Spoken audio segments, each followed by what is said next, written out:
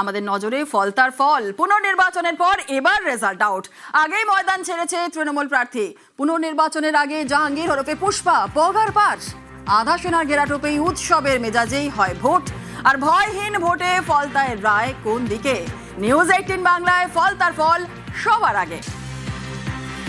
Vote পুনর্নির্বাচনের পর ফলতা এবার result. আর আইন শৃঙ্খলা বজায় করা কমিশন। কাউন্টিং এ নিরাপত্তায় কোনো আপোষ নয়। আধা সেনার ঘেরাটোপেই শুরু গণনা। আর ডায়মন্ড হারবারের গণনা কেন্দ্রে ড্রোনেও নজরদারি।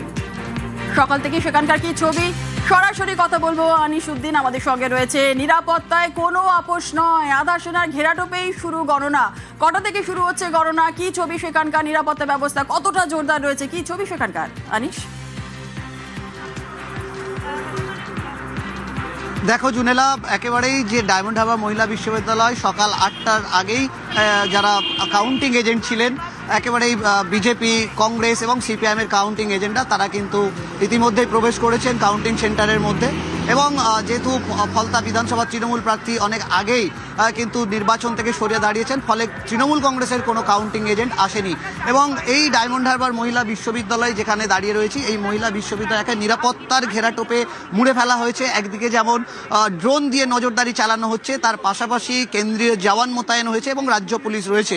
এবং তোমাকে জানিয়ে রাখবো যে সকাল 8টা থেকেই কাউন্টিং শুরু হওয়ার কথা এবং সেখানেই প্রথমে পোস্টাল ব্যালট গণনা করা হবে এবং মোট 19টি টেবিলে এই গণনা শুরু হয়েছে, যেখানে 21 রাউন্ড গণনা চলবে। প্রশাসন একেবারেই বদ্ধপরিকর যে এই কাউন্টিং একেবারেই শান্তিপূর্ণভাবে করতে, এবং তার পাশাপাশি যেভাবেই নিরাপত্তা বলয়ে মুড়ে ফেলা হয়েছে পুরো ডায়মন্ড হারবার মহিলা বিশ্ববিদ্যালয় চত্বর। এবং ইতিমধ্যেই মহিলা বিশ্ববিদ্যালয়ের ভেতরেই কিন্তু কাউন্টিং শুরু হয়েছে। প্রথমেই পোস্টাল ব্যালটের কাউন্টিং শুরু হয়েছে এমনটাই জানা যাচ্ছে। তবে বেলা বাড়ার সাথে সাথে এই ভোটের রেজাল্ট, ফলাফল কোন দিকে যায় সেদিকে কিন্তু নজর রাখতে হবে আমাদের। বেশ, একেবারে নজর থাকবে সেদিকে অবশ্যই। অনেক ধন্যবাদ আনিস। ফলতার প্রেস রিলিজ ফ্রাইডে আগেই পগার পার পুষ্পা। প্রচারের শেষ দিনে ভোট ময়দান ছেড়ে বেপাত্তা জাহাঙ্গীর। আর এখনো বাড়িতে তালা, শুনশান পার্টি অফিস। তৃণমূলের বাজি আসর ছাড়ায় জয়ে কনফিডেন্ট পদ্মপ্রার্থী। লক্ষাধিক ভোটের মার্জিন পারের টার্গেটে কনফিডেন্ট। আইন শৃঙ্খলা রক্ষায় আজ বিজয় মিছিলে না বিজেপি প্রার্থী।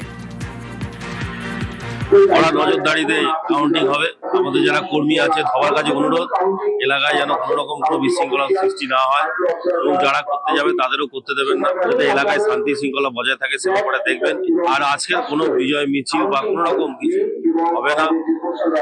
এটা সম্পূর্ণ রাজ্য থেকে নির্দেশ।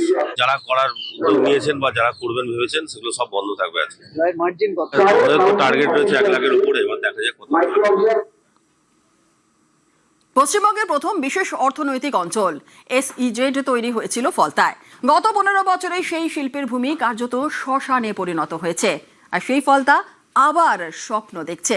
মুখ্যমন্ত্রী শুভেন্দু অধিকারীর স্পেশাল প্যাকেজের প্রতিশ্রুতি শুনেই। গোটা রাজ্যে নরেন্দ্র মোদীজির নেতৃত্বে ভারতীয় জনতা পার্টি নির্বাচনে তার সংকল্প পত্রে যা যা বলেছে ওগুলো তো কার্যকর হবে। সাথে ফলতার জন্য স্পেশাল ডেভেলপমেন্ট প্যাকেজ হবে। পশ্চিমবঙ্গে প্রথম বিশেষ অর্থনৈতিক অঞ্চল বা SEZ গড়ে উঠেছিল দক্ষিণ 24 পরগনার এই ফলতায়। একদা শিল্পের এই উর্বর জমি এখন প্রায় শ্মশানে পরিণত হয়েছে। পুনর্নির্বাচনের আগে এই ফলতার মাটিতেই ফের শিল্প উন্নয়নের স্বপ্ন দেখাচ্ছেন মুখ্যমন্ত্রী শুভেন্দু অধিকারী। ফলতার জন্য স্পেশাল ডেভেলপমেন্ট প্যাকেজ হবে। 1984 সালে ফলতায় তৈরি করা হয় বিশেষ অর্থনৈতিক অঞ্চল বা SEZ। সে সময় নাম ছিল ফলতা এক্সপোর্ট প্রসেসিং জোন। এটি পশ্চিমবঙ্গের প্রথম বিশেষ অর্থনৈতিক অঞ্চল। হুগলি নদীর পাড়ে 280 একর জমিতে 3টি গ্রামের জমি অধিগ্রহণ করা হয়। গড়ে ওঠে একের পর এক কারখানা। অনেকে কাজের সুযোগ পান। প্লাস্টিকের কারখানা, লোহার বল তৈরির কারখানা, কোথাও আবার চায়ের প্যাকেজিং। একসময়ে 200-র বেশি কারখানা ছিল ফলতায়। অভিযোগ, 2011 সালে তৃণমূল ক্ষমতায় আসার পর থেকেই এক এক করে কারখানা বন্ধ হতে থাকে। কারণ একটাই, তোলাবাজি। 200 ছিল, এখন এই মুহূর্তে চলছে 20টা। কেন বন্ধ হলো কেন? তোলাবাজি। কারা করতো? টিএমসির হারমার বাহিনী। এই কারণে তলাবাজির জন্য বন্ধ হয়ে গিয়েছে। এখানে আমাদের এখানে এই সাধারণ এলাকার কোনো মানে ছেলে নাগরিক এখানে কোনো কাজের জন্য নেই, সব বাইরে চলে যাচ্ছে, গুজরাট চেন্নাই চলে যাচ্ছে, আমাদের এখানে কোনো জায়গাই নেই কাজের। 2011 সালের আগে ভালোই চলতো, তারপরে এটা বন্ধ হয়েছে। এবার সরকারে কারা ছিল সেটা সবাই জানে। তোলাবাজির ভয়ে শিল্প পালিয়েছে, ফলতার ভরসা এখন মুখ্যমন্ত্রীর প্রতিশ্রুতি। গোটা রাজ্যে নরেন্দ্র মোদীজির নেতৃত্বে ভারতীয় জনতা পার্টি নির্বাচনে তার সংকল্প পত্রে যা যা বলেছে ওগুলো তো কার্যকর হবে, সাথে ফলতার জন্য স্পেশাল ডেভেলপমেন্ট প্যাকেজ হবে।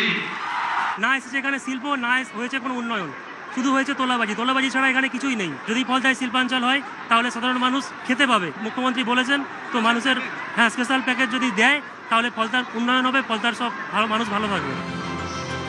নিউজ 18 বাংলা।